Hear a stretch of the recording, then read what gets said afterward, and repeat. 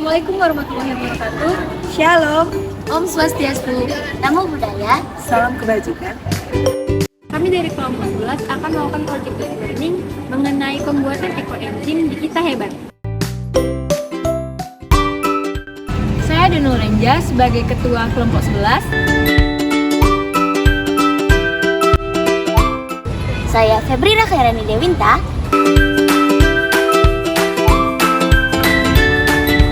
Saya Neoneta Nia Tarigan.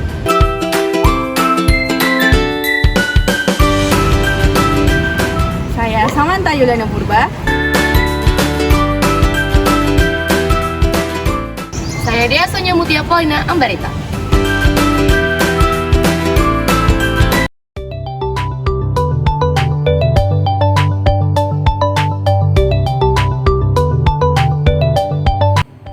Kementerian Lingkungan Hidup dan Kehutanan mencatat bahwa jumlah sampah di Indonesia mencapai 21,88 juta ton pada tahun 2021, di mana sampah rumah tangga menjadi penyumbang terbesar terhadap sampah nasional, yaitu sebesar 42,23%. Dalam konteks ini, eco engine muncul sebagai solusi inovatif yang pemanfaatannya semakin mendapat perhatian. Eco engine dapat dibuat dari kulit buah dan sayuran, memberikan solusi berkelanjutan dalam mengelola limbah domestik. Halo guys, kali ini kita ada di tempat pembuatan eco engine di Kita Hebat. Pasti kalian bingung kan, apa sih itu eco engine dan bagaimana sih proses pembuatannya? Yuk, ke dalam. Halo semuanya, jadi kita lagi bersama Kak Lela dari Kita Hebat. Di sini untuk proses pertama dalam pembuatan eco engine itu kita harus memilah kulit buahnya terlebih dahulu. Gimana cara memilahnya, Kak? Oke, jadi kalau kita membuat eco engine itu kita ada proses pemilahan ampas-ampas buahnya dulu. Nah, ada yang buahnya boleh kita pakai dan ada juga yang tidak boleh kita pakai. Sepertinya kalau ini kan kulit nanas, ini boleh kita pakai. Nah, yang kulit buah yang segar-segar itu boleh kita pakai. Nah, kalau yang seperti ini biasanya kita kasih ke kompos. Kalau yang busuk kita kasih ke kompos. Kalau yang seperti ini boleh kita buat ke engine. Yang seperti ini biasanya kami porsinya ke kompos gitu. Jadi ada juga beberapa kulit buah yang nggak boleh kita kasih untuk engine, seperti kulit salak. Kita jarang buat untuk proses engine. Nah, kulit durian juga. Pokoknya kalau kulit buah yang kering kita biasanya kasih ke kompos, ke kompos. Nah, kalau untuk pembuatan eco engine kita kasih buah-buah yang segar. Berarti untuk semua kulit yang ada di depan kita sekarang itu bisa dipakai ya, Kak? Kalau yang ini, yang segar-segar ini boleh kita pakai untuk pembuatan engine. Nah, kalau contoh buah yang nggak boleh seperti ini. Biasanya kalau kita di sini kita sih rendam. Nah, kalau kulit buah yang udah seperti ini kita kasih ke kompos. Kalau udah kering seperti ini kita biasanya kasih ke kompos. Kalau udah yang segar-segar masih bisa kita pakai. Kita rendam lagi, dia akan segar kembali gitu, Kak. Oke. Kalau gitu kita sama-sama milah kulit buahnya dulu ya.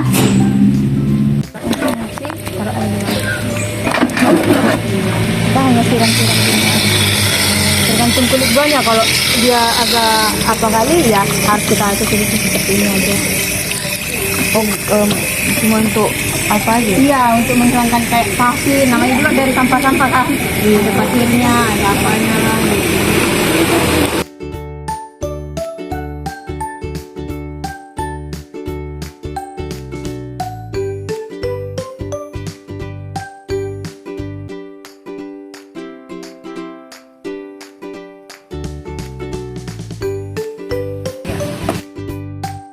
Tahap selanjutnya yaitu tahap pemotongan kulit-kulit buah menjadi bagian-bagian yang lebih kecil.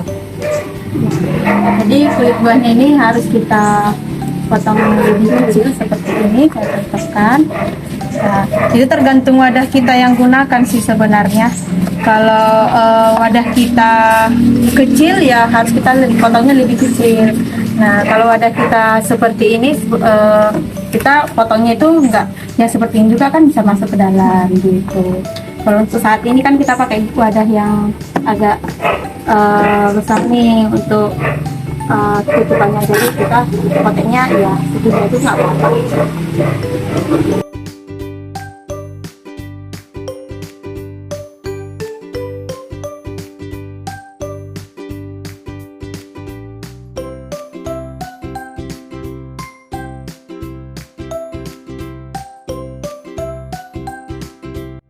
Kalau kita biasanya di sini pakai kulit jeruk lebih banyak, karena kan kulit jeruk itu kan wanginya ada.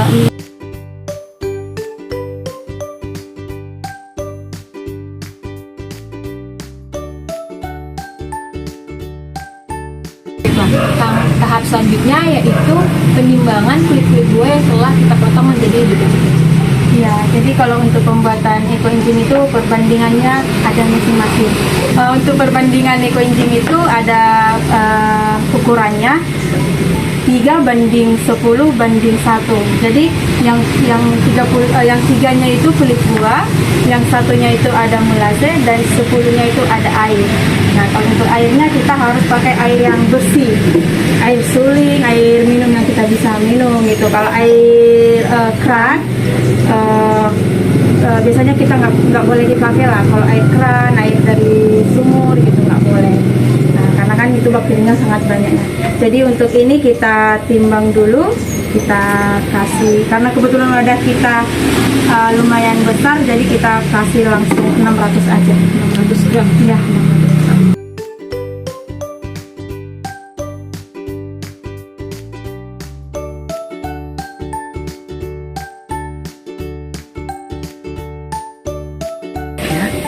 Oke, setelah tadi buahnya ditimbang dan kakaknya udah ngejelasin perbandingannya, saatnya kita meramu ekoenzim.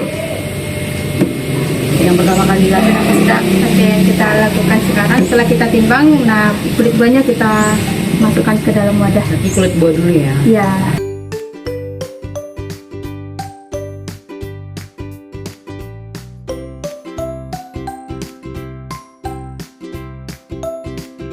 Setelah itu kita masukkan mesinnya. Mesinnya kita masukkan. Ini langsung tuang aja, Kak. Iya.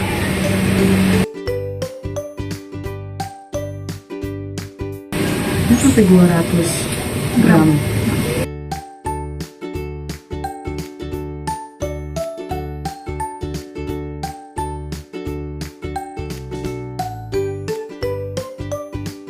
Setelah kita sudah taruh di sini, kita langsung tambahkan air. Airnya berapa banyak? 5 liter. Berarti ini semua? Coba semua. Nanti kita lihat aja.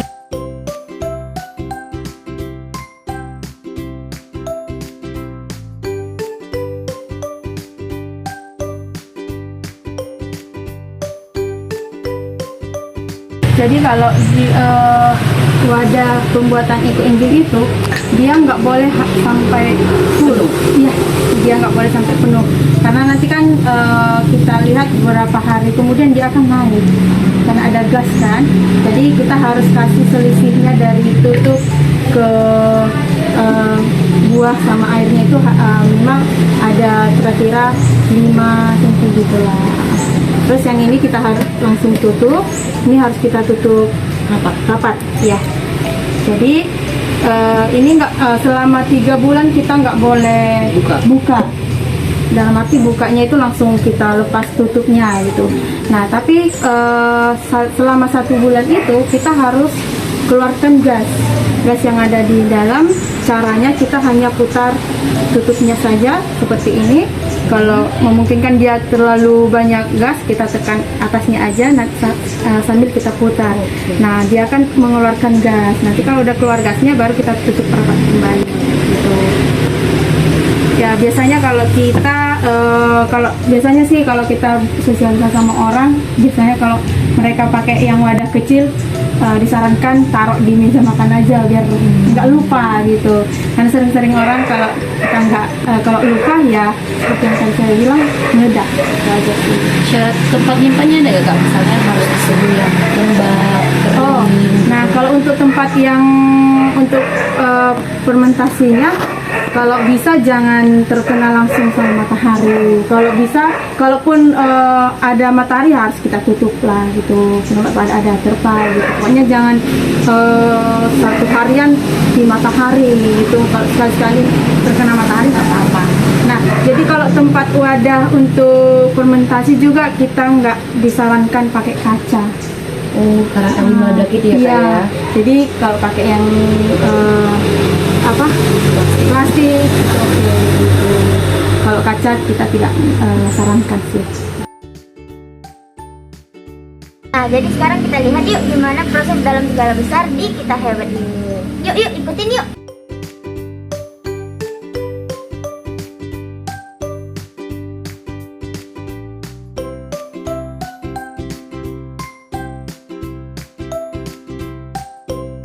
Ini masih proses fermentasi, belum bisa dipanen.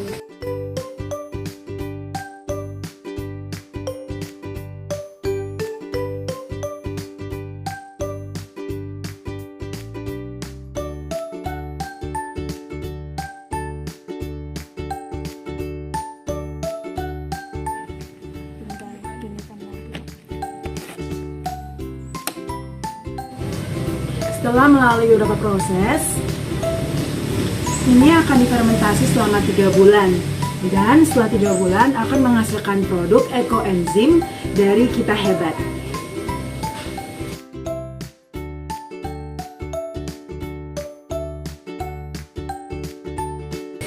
Kak, apa sih manfaat dari produk ekoenzim ini? Nah, untuk manfaat ekoenzim itu sangat banyak ya. Seperti untuk detoks kaki gitu, untuk tanaman, untuk penyuburan tanah gitu, dan bisa untuk menjernihkan saluran air gitu. Nah, biasanya untuk pembersih lantai juga boleh, untuk cuci piring juga boleh. Selain tadi manfaatnya itu Kak, apalagi sih produk yang dihasilkan? Untuk selain yang saya sebutkan tadi, biasanya kalau Kita Hebat biasanya prosesnya kalau kita mengaplikasikannya, contohnya seperti sampo untuk cuci cuci piring, untuk lantai juga, untuk kain juga, dan berbagai jenis masih banyak sih. Kira-kira produk ini semua aman nggak Kak digunakan? Sangat aman sih ya, karena tapi harus kalau untuk kita pengaplikasiannya ke yang saya sebutkan tadi, contohnya untuk tanaman, untuk penyubur tanah, pokoknya untuk semua pengaplikasian ekoenzimnya itu kita harus campur dengan air.